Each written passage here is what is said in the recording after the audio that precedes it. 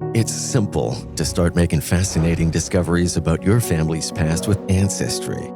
Learn about how your ancestors lived their lives and preserve their stories in a family tree.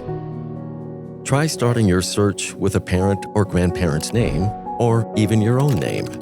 Any other dates or locations you know will help too.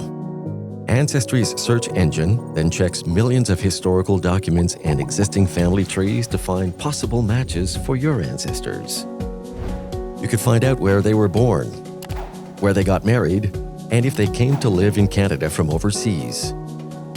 You could even discover what color eyes they had.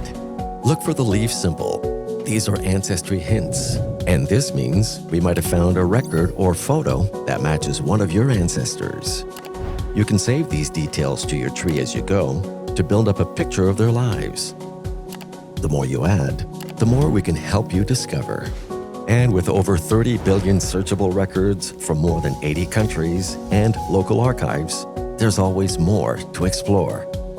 So start making discoveries today and get to know your family story with Ancestry.